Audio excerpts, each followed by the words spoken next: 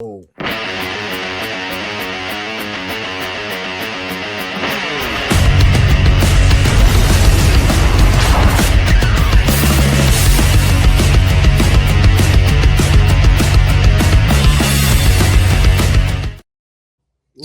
was dope. Six-man tag team action. The Usos and LA Knight are going to be on the same damn team. Yeah. And they're going against the team of the Vision, Austin Theory, and Logan Paul, the WWE Tag Team Champions, and their homeboy, iShowSpeed. Now, this six-man tag, 100% thrown together. But let's talk about that topic here because it seems to be a theme throughout the course of both nights. This has been the 911 somebody come help me WrestleMania because we are on our 17th, possibly even 18th draft of what this WrestleMania was supposed to be because of injuries. There has been a shit ton of them. And the fact that we started off the summer with what was potentially the future of this industry and the future of this company, and we've now landed down to just these two guys, which is not a bad pair of guys, but this Vision group has taken a tremendous hit. In particular, with the injuries. Braun Breaker has the hernia. Bronson Reed with I believe it's the shoulder. Yeah. The one that went out when he injured his shoulder breaking up a pin. It can happen, folks. Really? That's how we heard it? Yeah. I got a buddy sitting at home right now with a steel rod in his leg because of a baseball slide. It happens. Wow. Okay. So we've got the six-man here. We've got the Usos, as I said, who, let's face it, Dave, you and I had this conversation when we were talking about the tag team division. We started with the Usos, and we said because they were the tag team champions. Let's start with the tag team champions. But are they really the tag team champions? Because despite being the tag team champions, it still felt like two singles guys together. So they got it off almost immediately because they never really did anything with it. They had the one match, and then they beat Alpha Academy, and then they immediately dropped it. So thank you to Zawa and Otis for coming.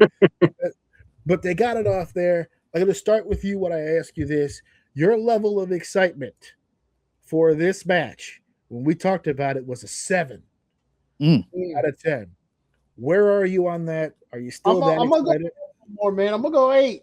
I'm pumped for this match. And it's only because I'm so – listen, the last couple – unless there's one I'm forgetting, the last couple I'll call a celebrity guest that we've had.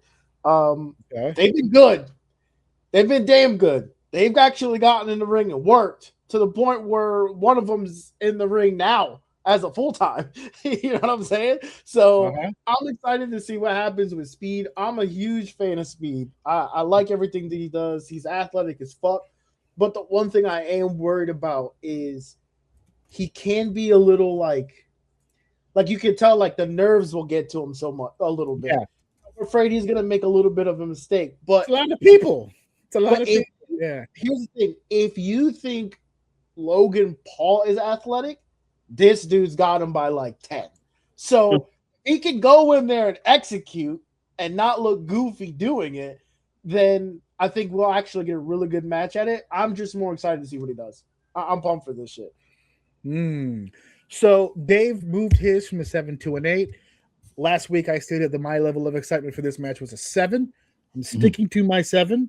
I love the iShowSpeed aspect of this. He does add a little bit of a wild card factor feel to the whole thing. I love the package they did on Monday to get him ready for the match where he was a little apprehensive, and then by the end of it, he was just like, he was hitting all the moves. He was looking smooth. He was looking great. So I'm going to stay at a 7. My wife threw in her 2 cents because I asked her to. She's a 5, but I think I can get her higher.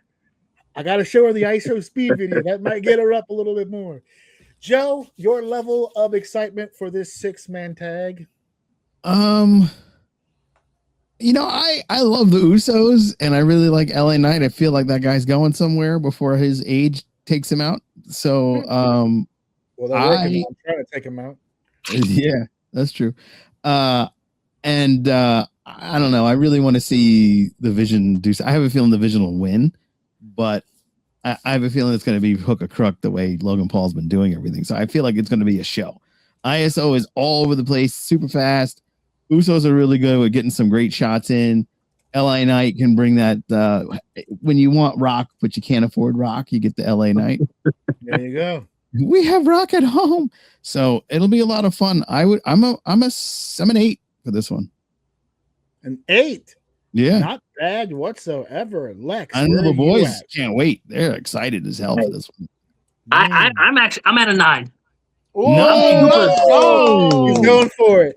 I'm super. It would be a 10, but the reason it's not a 10 is because they're trying to sell this up like Speed is nervous or whatever. But if anybody's seen a few months back, Speed filmed some sort of little short like documentary thing with Randy Orton. And he actually competed. He trained and competed in a match. And he did really, really well. So I would be at a 10 if I didn't believe that he can go, but I know he can go. So now I'm excited to see how he does with the Usos, with the Vision, which the Vision, I think those two together are perfect together. That should have been what the Vision is in general. We didn't need Seth Rollins. We didn't need any of that. You needed two young guys who had nothing else to do, who can kind of complement each other. That's, to me, is Austin Theory and Logan Paul. They look good together. And if you've seen their videos this week online, they're really funny together, too. And you got the Usos in there who, whether they look like they're together or not together, they're a legitimate tag team. Legitimate. So you got a legitimate team in there for them to beat.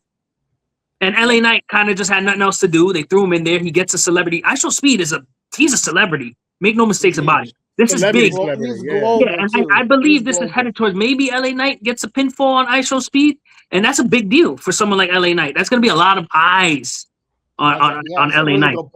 That's a really good point. Yeah, I'm excited for this match. I'm super excited. I'm excited, and I was an 8. So I might be a 9 now after that. Yo, the LA Knight pin. Actually, you're right, and dude, this dude's starving for he needs something. He needs something. And you bring up a good point. iShowSpeed is global, dude. Yeah. He's global.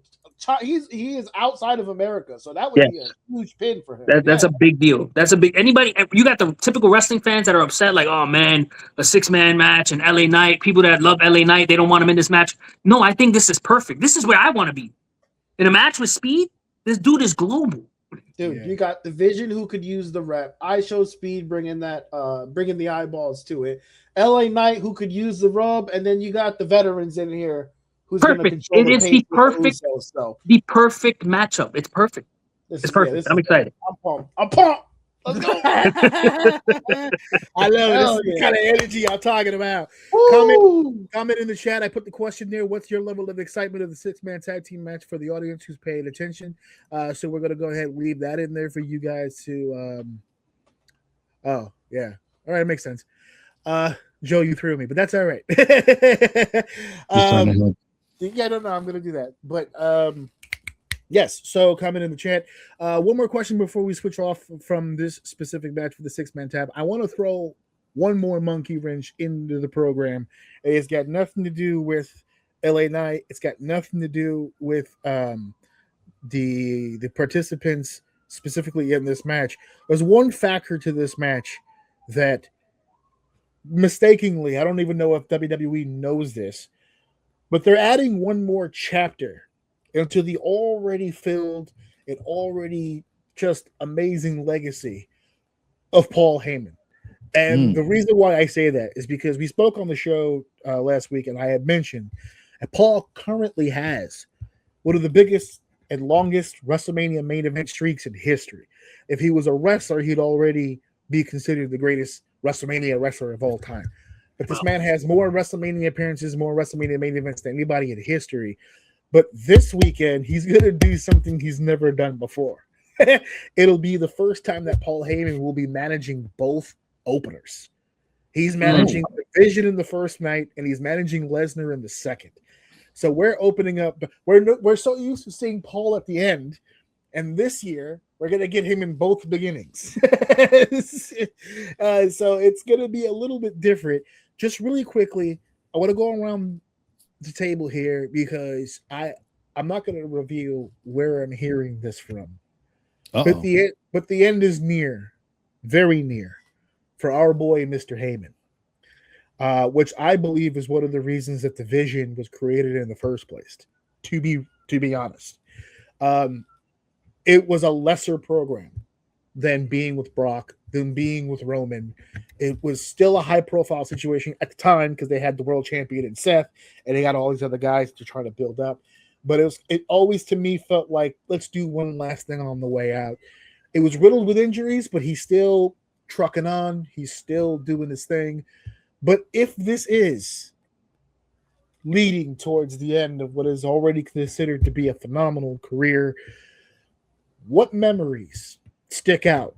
Lex, let's start with you. What are some of your best, some of your most memorable Paul Heyman moments? There was a promo, and it was during the invasion, which everybody hates, but I was a kid and I loved it. Whatever. And he did this promo where he just started speaking Latin, and he just went so hard. Espíritu Santo, something, something, something. That right there, Paul Heyman, that right there told me everything I needed to know about that man. That man is the GOAT. The GOAT. When he can get into it, like you can look at him and he just gets so into it. He turns red, his fat face jiggles. Everyone should take notes from Paul Heyman. Like that man, the promos that man just cuts on. It's not even promos. He just genuinely feels it out there, and you could tell. And that's the biggest takeaway I have from Paul Heyman. I learned from him watching that. Like he just gets into it, and I wanna be able to perform at that level, where it's not even performance anymore. It's just he just goes out there and tells you how he feels. I love that. Mm-hmm. He was always he's such a straight shooter that you don't know when he's shooting you from behind. Hey, he just as good. No, I meant every word. He just as quick as he'll shoot you in between to your face. He'll shoot when your back is turned as well. But that's Paul, right? Yeah, That's Paul Heyman. Joe, what are some of your standout Paul Heyman moments? I think him carrying the Undertaker streak.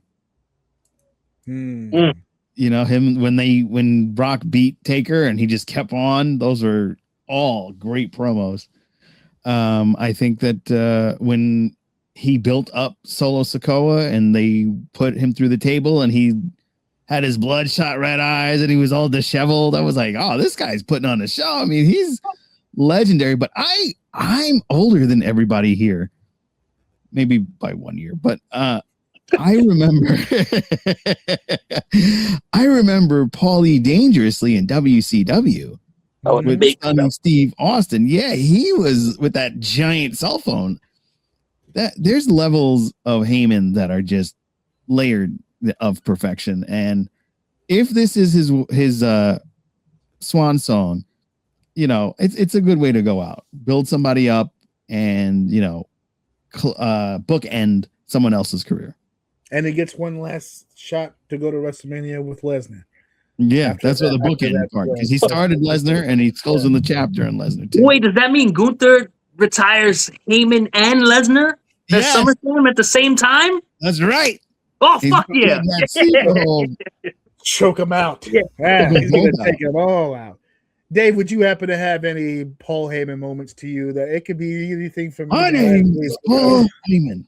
I don't know if it's necessarily a moment, but my favorite thing about him is just he I don't know how many managers, and you guys could probably speak to this better than me, but I don't know how many managers, when you take that manager and you put him with somebody, you're like, okay, clearly this guy has a rocket on his back because they put Paul with him. And not only is Paul going to be next to you, but he shows you the game. I'm still a firm believer that when Roman and him got together was when I really start to see a change in Roman, where I start to like him more. And it just felt like as time went on with Roman, it just felt like he was kind of learning the game more, a little bit differently, and it kind of grew into the Roman we got today, where he started to take over the bloodline, and now you see Roman and he could just do no wrong. I credit a lot of that to Paul, with him taking over with the mic and showing the game, and I feel like he does that with everyone he touches. I mean, I don't know how many L's, how many people he's been with that didn't take off. I'm sure it's like a few, maybe one or two. I don't remember them all on the top of my head. But just the way this guy impacts the wrestlers that he's with is insane. And he usually 9 times out of 10, when he starts with them, he's got the mic first. And it just feels like he's giving game, and then you're supposed to learn from it and grow. And he's done that time and time again. So it's going to be one of those things that when he's gone, not that like you won't notice that he's gone, because he's not that like the focal point per se, but like you're never going to get another one of him, man. You're just not. There's no managers left either. He called himself the last standing promoter of the 90s, but there's also no, like, who's a manager anymore? Who comes ringside with anybody? It's a lost art. It doesn't happen anymore. And that's why I said what I said, and hopefully it didn't come off wrong, that like when he's gone, a lot of people aren't going to notice it because there's no one to compare him to. There really aren't any managers until you like see a run back or an old clip. You're like, yeah, I fucking missed that guy. But you're not really watching someone else and like, man, he could never be Paul, because there's just no one doing it anymore. So it's Jesus, be guys. Jesus, I tried to do it. Jesus fucking Christ! I'm listening to these people run down my profession on my own shit. I tried. Gee, I'm sorry. I must have forgot because I got hit in the head. Well, yeah. Well, that was an effort in me trying. I try to make it. I started that trek off on the back of your brain, and then I was we'll move from here. No, I 100% understand everything you guys say, and although I say it jokingly when I say, yeah, I tried. There's some truth in that. I think that Paul was able to survive the death of the manager because he saw the death coming and he immediately shed his skin. Because if you think about it, he hasn't been a manager in years. He's been an oracle. He's been an advocate. He's been a wise man. Yeah. Justin, Lex, I don't know if you remember, but when I was with the guys, I was their herald. Yeah, I was like the Silver Surfer. I was the one who delivered the message before they came to destroy your planet, kind of thing. That was the way that I had steered it. That influence, that inspiration comes from Paul Heyman, because I read the room the way that he read the room. He understood that the ideology of manager is what was being lost. So since I can't follow in the footsteps of what's already been done, let me make my own path. Because there's been a million managers. There's never been an oracle. There's never been an advocate. And to be fair to the world, I look in the camera, there's never been a herald before either. I'm just saying. So it was something that I was trying to get going, and political stuff. But it is what it is.